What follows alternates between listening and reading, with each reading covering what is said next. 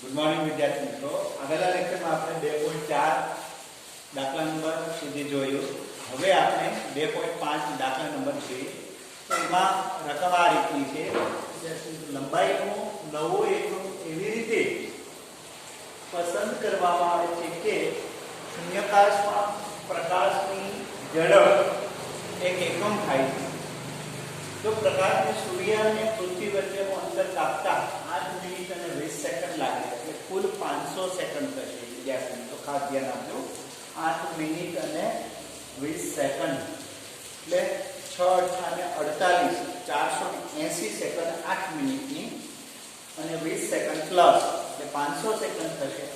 500 second લાગતો હોય તો લંબાઈના નવા એકમની સંદર્ભે સૂર્ય અને પૃથ્વી વચ્ચેનું અંતર કેટલા ગણું થાય?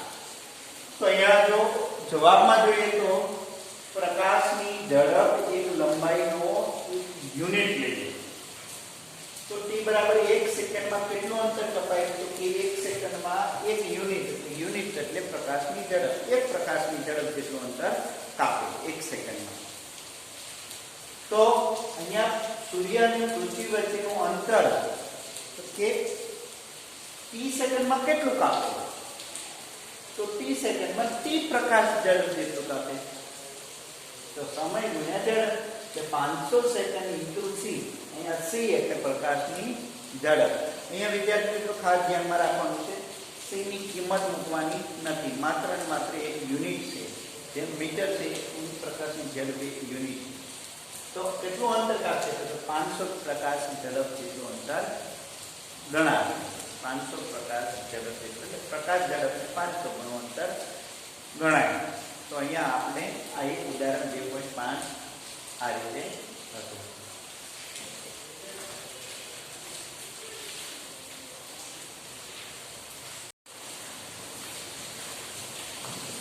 ઉદાહરણ 2.6 વિદ્યાર્થી મિત્રો, નીચેના પૈકી કયું સાધન વધુ સચોટ છે? એટલે કે સચોટતા કેને કહીએ આપણે? કે જે સાધન એ ઉપકરણ લઘુત્તમ માપ માપી શકે ત્યાં સુધીના લઘુત્તમ માપ માપી શકે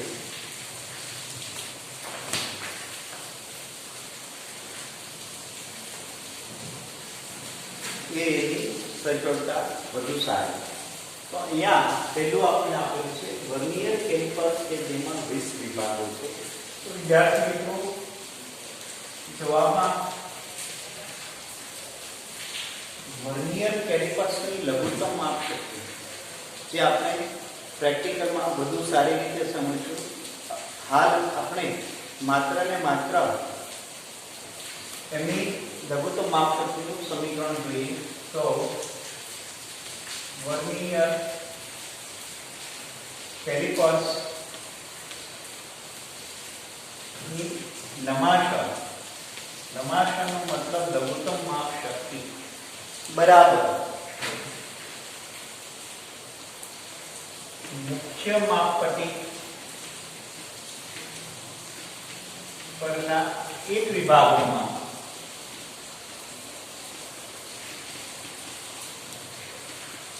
ના છેદમાં કુલ વિભાગની સંખ્યા.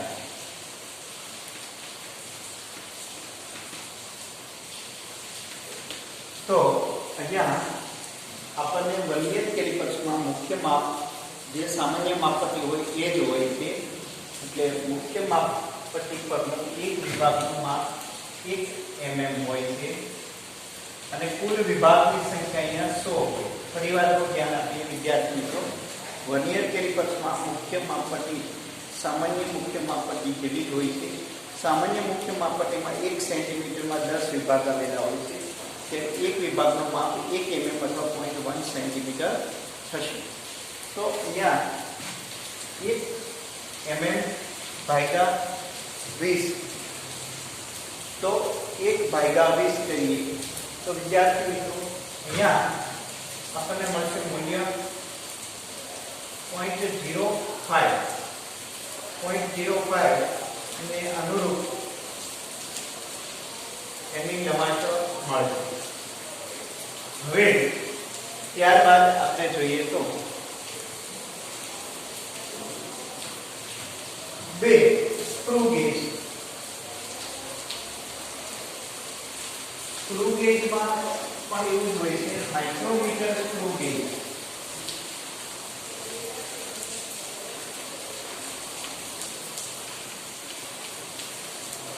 વિદ્યાર્થી મિત્રો, માઇક્રોમીટર સ્ક્રૂ ગેજમાં શું હોય તો કે માઇક્રોમીટર સ્ક્રૂ ગેજમાં એની લંબાઈ આ રીતની હોય. બરાબર. પેચ અંતર ના છેદમાં સ્કેલ વર્તુળાકાર સ્કેલ પર ના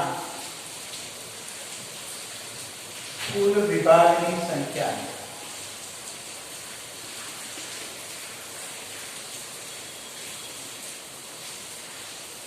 વર્તુળાકાર સ્કેલ પરના કુલ વિભાગની સંખ્યા. તો અહીંયા વિદ્યાર્થી મિત્રો પેચ અંતર, તો પેચ અંતર આપણને ખ્યાલ છે, આપણે આપેલું 1 mm.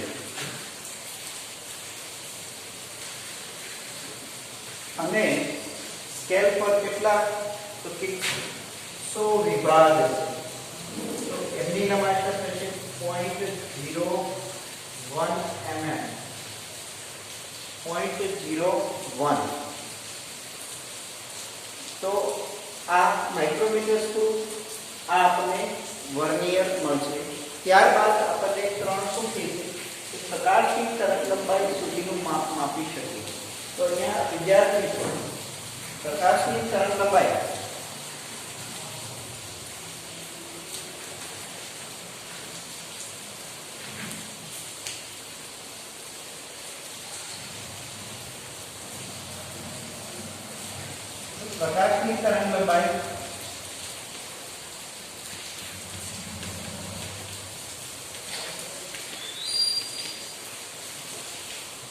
સામાન્ય રીતે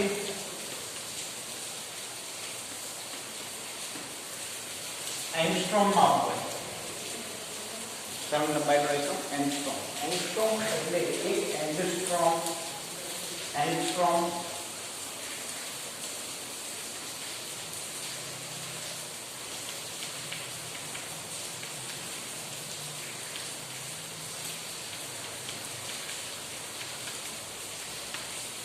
બરાબર 10 ની માઈનસ 10 મીટર. વિદ્યાર્થી મિત્રો 10 ની માઈનસ 10 મીટર. તો 10 ની માઈનસ 7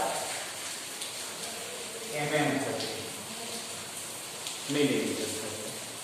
તો અહીં આ સાધનની લંબાઈ લઘુત્તમ માપ માપવાની શક્તિ 10⁻⁷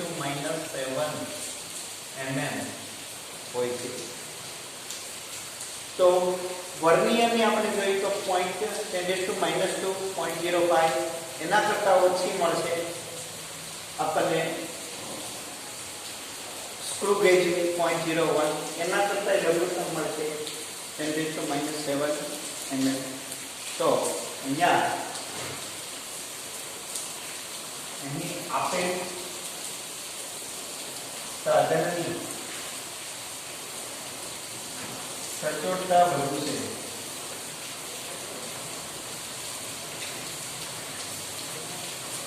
સ્ક્રૂ ગેજ અને વર્નિયર કરતાં આમની સચોટતા વધુ જોવા મળે છે. ત્યારબાદ વિદ્યાર્થીઓ જોઈએ તો દાખલા નંબર 2.7.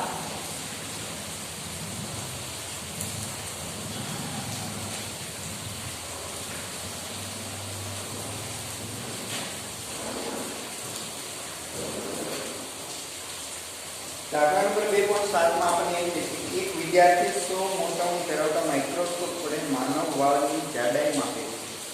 100 મોટાઉની ધરાવતા માઇક્રોસ્કોપ વડે માનવ વાળની જાડાઈ માપે છે.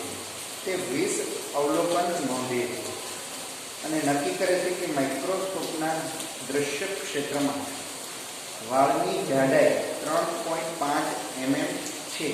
તો વાળની અંદાજિત જાડાઈનું અનુમાન કરો. તો અહીંયા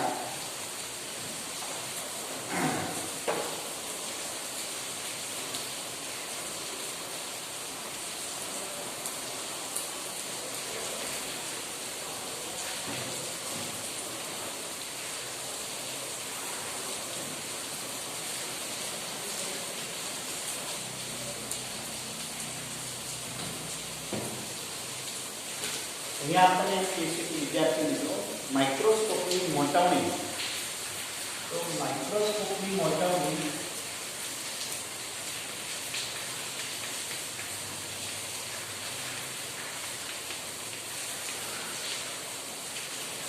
સામાન્ય રીતે 10મા ધોરણમાં આપણે ભણી ગયા વિદ્યાર્થી મિત્રો, લેન્સ હોય કે અરીસો હોય તો એમની મોટાવણી કઈ રીતે આપણે આપીએ છીએ. જો લેન્સ હોય કે અરીસો હોય તો એની મોટાવણી આપણે આ રીતે આપીએ છીએ, m બરાબર પ્રતિબિંબની ઊંચાઈ ના છેદમાં વસ્તુની ઊંચાઈ.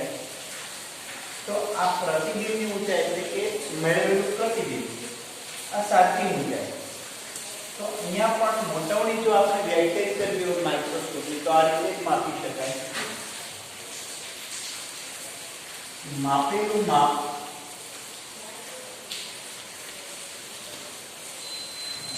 ના છેદમાં સાચું માપ, એટલે કે માપેલી જાડાઈ ના છેદમાં સાચી જાડાઈ. અહીંયા આપણને મોટાવણી 100 આપેલી છે,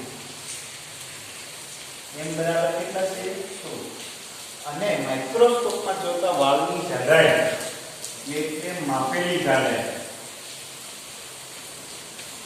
માઇક્રોસ્કોપમાં જોવા મળતી જાડાઈ એ 3.5 mm છે વિદ્યાર્થી. તો આપણને શું મળશે? તો આપણને ખ્યાલ છે મોટાવણી કેટલી 100 બરાબર માપેલી જાડાઈ કેટલી 3.5 mm, સાચી જાડાઈ તો કે આપણે શોધવાની છે કે d બરાબર 3.5 mm ભાગ્યા 100. એટલે આને આપણે આમ લખીએ 0.035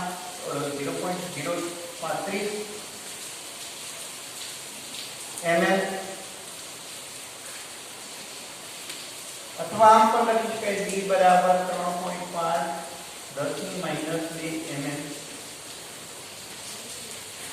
તો આ આપણને વાળની સાચી જાડાઈ મળે. આટલો પતલો વાળ હોય અને આટલો જાડો કરી બતાવે તો અહીંયા આપણને એની જાડાઈ શોધે મળે છે.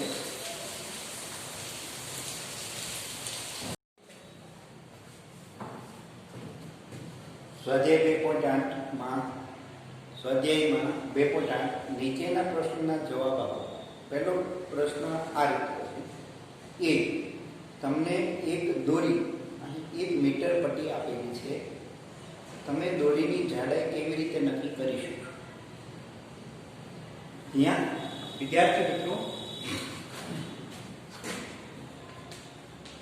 આપણને એમાં દોરીની જાડાઈ મીટર પટ્ટી વડે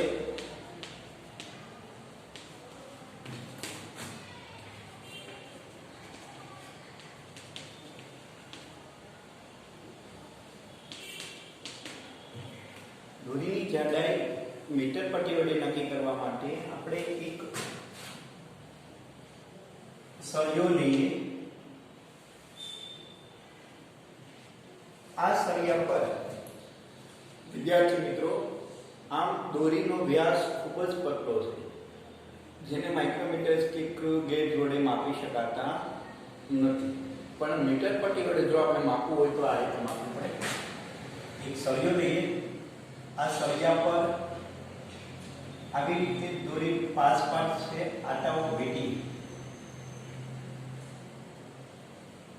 જગ્યા ન રહે એ રીતે 5 પાસે આટાઓ વીટી. ધારો કે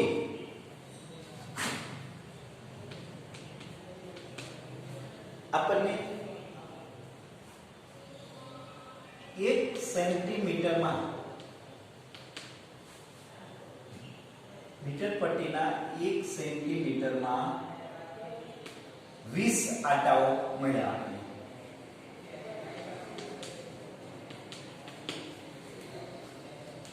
તો જાડાઈની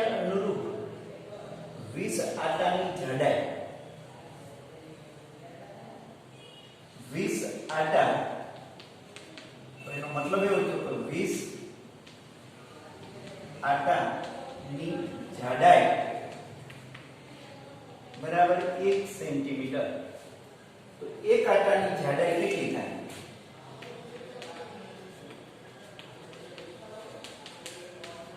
કે એક આટાની જાડાઈ એટલે એનો મતલબ એમ થયો કે આટાનો વ્યાસ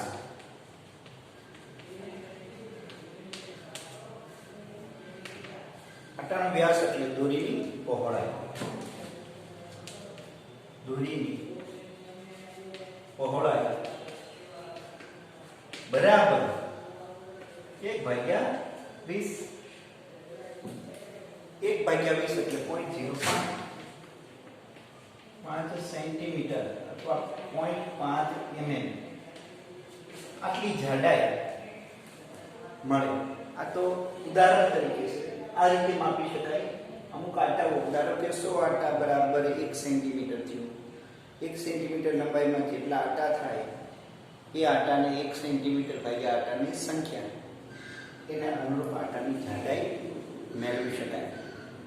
આવી રીતે ડાયરેક્ટલી આ છેદ આપણે આમ વ્યાસ સ્વરૂપે માપી શકાતું નથી.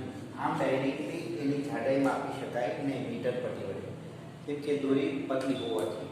તો એની જાડાઈ આ રીતે માપવી પડે, વીંટાળી અને એની જાડાઈ માપવી પડે. તો આ હતું એ. ત્યારબાદ બી. બીમાં આપણે એમ છે એક સ્ક્રૂ ગેજમાં પેચ અંતર 1 mm વર્તુળાકાર સ્કેલ પર 200 વિભાગ છે.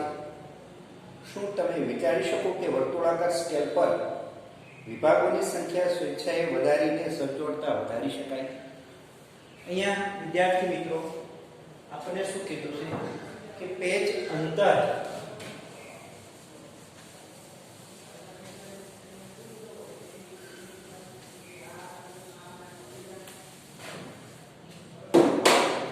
આન્સરમાં બી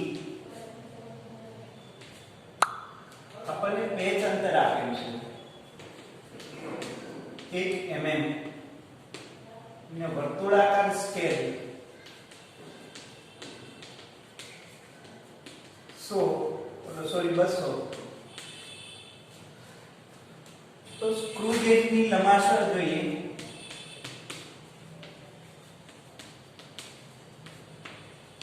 બરાબર પેચ અંતર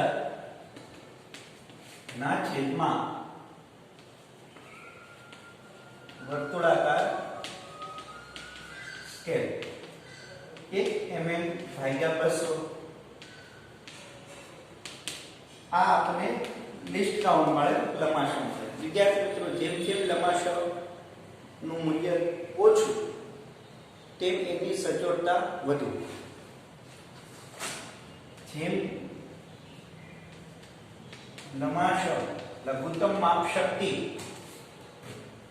નું મૂલ્ય નાનું તેમ સચોટતા વધુ.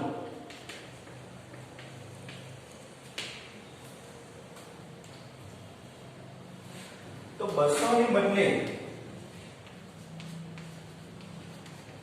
આટાની સંખ્યા વધારીએ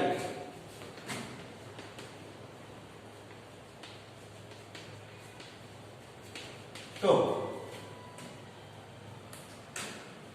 લિસ્ટ કાઉન્ટનું મૂલ્ય નાનું મળે અને સચોટતા વધુ મળે.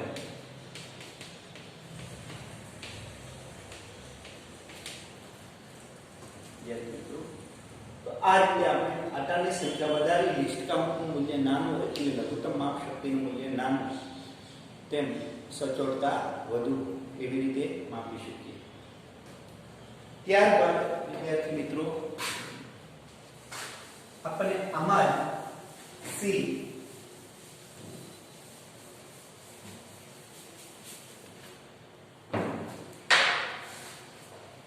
આપણને અહીંયા સી પાતળા બ્રાસના સળિયાનો વ્યાસ વર્નિયર કેલિપર્સ વડે માપવામાં આવે છે. ફક્ત 5 અવલોકનો દ્વારા મેળવેલ પરિણામની સરખામણીમાં 100 અવલોકનો વડે મળતા વ્યાસનું અપેક્ષિત પરિણામ શા માટે વધુ વિશ્વસનીય છે? અહીંયા આપણે એમ કહે છે કે કોઈ એક પાતળા બ્રાસનો વ્યાસ માપવામાં આવે છે. વર્નિયર કેલિપર્સ વડે એક વ્યાસ માપવામાં આવે છે. એમાં વ્યાસ માપવા માટે આપણે 5 વખત એનો વ્યાસ માપીએ તો આપણે એમ કહે છે કે 5 વખત વ્યાસ માપો એના કરતાં તમે 100 વખત વ્યાસ માપો તો મળતું સરેરાશ મૂલ્ય વધુ વિશ્વસનીય હોય છે. તો એ વાત યોગ્ય છે કે કોઈ પણ રાશિનું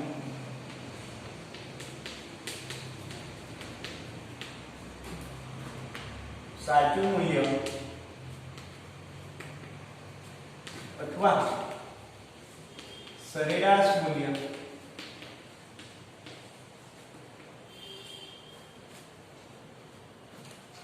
એ વધુ વિશ્વસનીય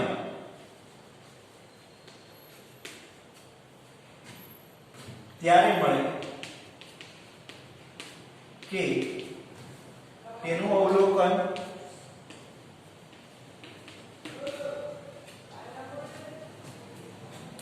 વધારે કરવામાં આવે. એટલે કે વિદ્યાર્થી મિત્રો જેમ જેમ અવલોકનની સંખ્યા વધે તેમ તેમ મળતા અવલોકનો એ સાચા મૂલ્યની નજીક ઘણા બધા અવલોકનો મળે. એટલે આપણે સરેરાશ સ્વરૂપે જે કંઈ કિંમત મળે એમાં ધન ઋણ ત્રુટિનું મૂલ્ય અલ્પ મળે. એટલે આમ પણ લખી શકાય અવ્યવસ્થિત ત્રુટિ અથવા ધન ઋણ ત્રુટિ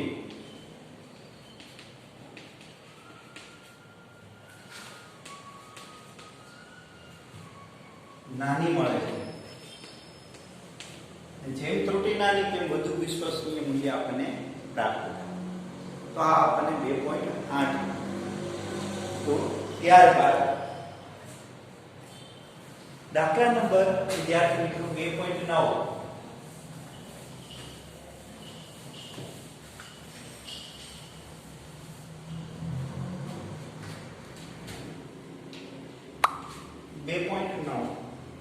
આપણે એમ કે છે એક મકાનનો ફોટોગ્રાફ 35 mm ની સ્લાઇડ પર 1.75 સેન્ટીમીટર સ્ક્વેર ક્ષેત્રફળ આંતરે છે.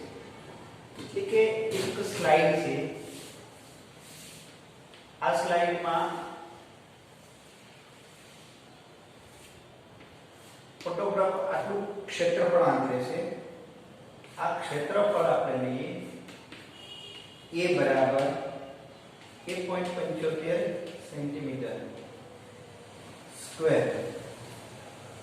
આ સ્લાઇડને એક પડદા પર પ્રોજેક્ટર કરતા પડદા પર મકાનનું ક્ષેત્રફળ. હવે આને પ્રોજેક્ટરમાં મૂકવામાં આવે છે ત્યારે પડદા પર એનું ક્ષેત્રફળ આટલું બધું મળે છે. એટલે આને આપણે a' કહીએ.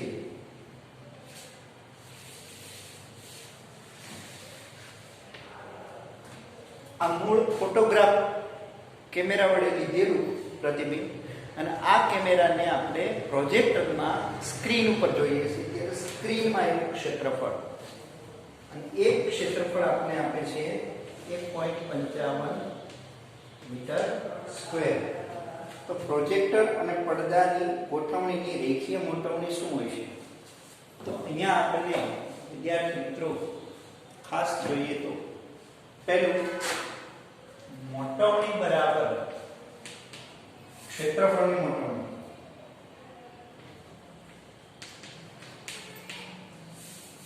પહેલું આપણને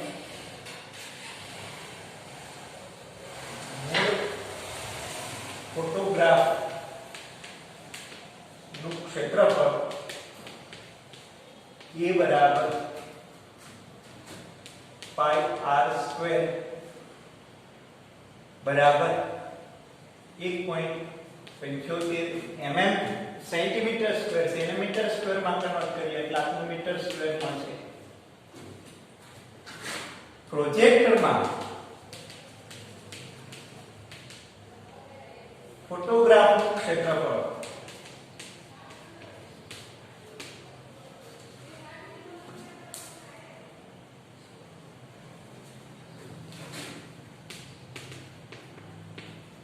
a dash બરાબર પાઈ r dash સ્ક્વેર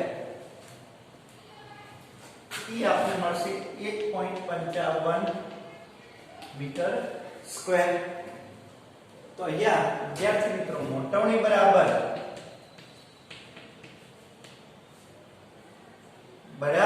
આપણને આ રીતનું મળશે. પ્રતિબિંબ પાઈ r dash સ્ક્વેર ના છેદમાં પાઈ r સ્ક્વેર બરાબર ને મળશે 1.55 ના છેદમાં 1.75 ગુણ્યા 10⁻⁴. હવે જો રેખીય મોટવણી લેવી હોય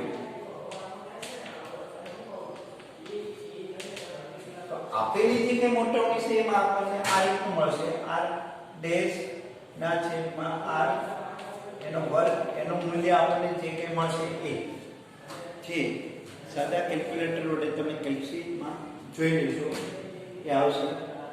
રેખીય મોટવણીમાં એમનું વર્ગમૂળ કાઢવું પડશે.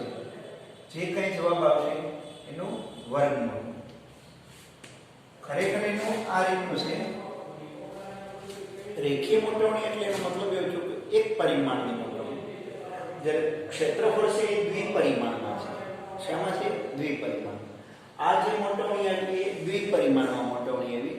જો આપણે એક પરિમાણમાં મોટવણી જોતી હોય એટલે એનો મતલબ એમ છે કે તમારે ત્રિજ્યાની મોટવણી મેળવવાની છે. તો ત્રિજ્યાની મોટવણી મેળવવી હોય તો આનું વર્ગમૂળ કાઢવું પડે. જે કંઈ જવાબ આવશે એનું વર્ગમૂળ કાઢી લેવું.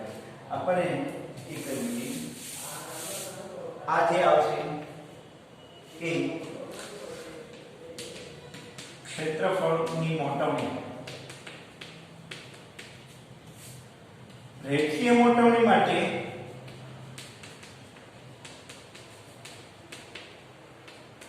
તો ક્ષેત્રફળનું વર્ગમૂળ. એનો મતલબ એવો છે કે પાઈ r ડેશ સ્ક્વેર ના છેદમાં પાઈ r સ્ક્વેર. એટલે આ જે જવાબ આવશે એનું જ વર્ગમૂળ મળશે આપણને. એટલે આને આમ પણ લખી શકાય કે વર્ગમૂળમાં ક્ષેત્રફળની મોટવણી. એક પરિમાણમાં મોટવણી મેળવવા માટે આપણે ત્રિજ્યાનો જે ગુણોત્તર છે એનો વર્ગ છે એનું વર્ગમૂળ કાઢવું પડે. એટલે એક પરિમાણમાં મોટવણી મળે. આમ ગણીએ તો ક્ષેત્રફળની મોટવણીનું વર્ગમૂળ જેને રેખીય મોટવણી કહે છે. જે તમે જાતે કેલ્ક્યુલેટ કરી એને મેળવી શકો છો. તો અહીંયા ખાસ અગત્યની બાબત ફરીવાર કે ધ્યાન આપીએ. કેમેરા દ્વારા જે કંઈ ફોટો લેવામાં આવશે એનું ક્ષેત્રફળ એ, પછી એને પ્રોજેક્ટરમાં જોવામાં આવે ત્યારે તેનું ક્ષેત્રફળ એ ડેશ. તો એની મોટવણી પ્રોજેક્ટરની તો આ રીતે મળશે એ ડેશના છેદમાં e. અને e મળશે ક્ષેત્રફળની મોટવણી મળશે. રેખીય મોટવણી એટલે એક પરિમાણમાં. આ દ્વિપરિમાણમાં મોટવણી મળી આપણને. એક પરિમાણમાં મોટવણી મેળવવા માટે વર્ગમૂળમાં પાઈ r ડેશ સ્ક્વેર ના છેદમાં પાઈ r સ્ક્વેર અંડરરૂટ ક્ષેત્રફળની મોટવણી. અને એ જે કંઈ જવાબ આવશે એ કંઈક સમથિંગ 94 પોઈન્ટ કંઈક સમથિંગ આવે છે. એ તમે તમારી જાતે કેલ્ક્યુલેટ કરી અને જોઈ શકો છો. આ રીતે મળશે. ત્યારબાદ વિદ્યાર્થી મિત્રો 2.10 તરફ જઈએ તો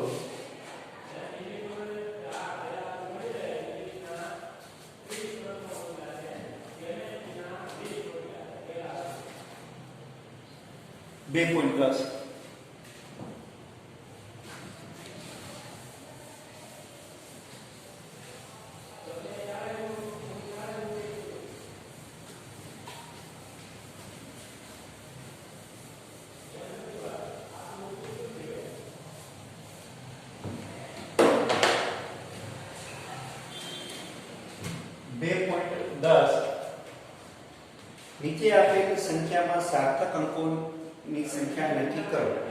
એમાં પહેલી આ રીતની સંખ્યા છે 0.007 મીટર સ્ક્વેર ડી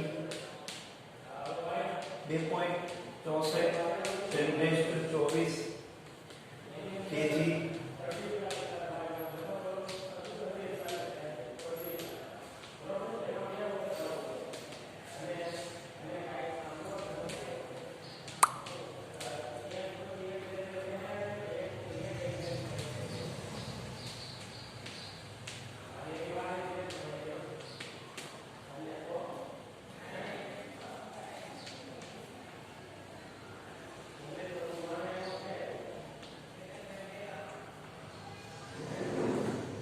અહીંયા વિદ્યાર્થી મિત્રો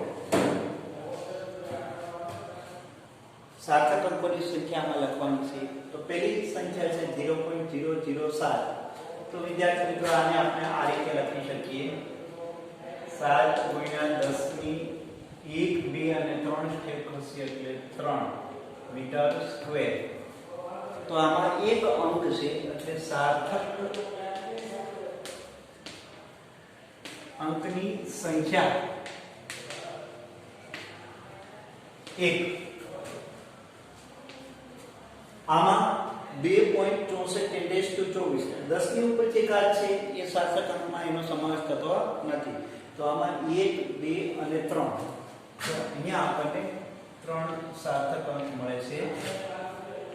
2.64 24 પ્રમાણે અહીંયા 0.2370.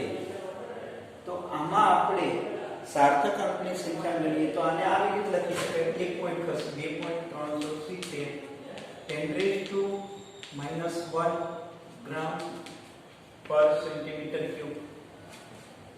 તો આમાં સાર્થક અંકની સંખ્યા 1 2 3 અને 4. અહીંયા પણ 4 સાર્થક અંક થશે. વિદ્યાર્થી મિત્રો 6.320 જૂલ 4. આમાં સાર્થક અંકની સંખ્યા કેટલી થશે કે 3.032 ન્યૂટન પર મીટર સ્ક્વેર. તો એમાં પણ સાર્થક અંકની સંખ્યા 4 થશે. 1 2 3 અને 4. આમાં આપણે અહીંયા દશાંશ ચિહ્ન છે 1 2 3 4. 4 સ્ટેપ ડાબીથી જમણી તરફ જઈએ તો 6.032 10 to the power -4 metre square.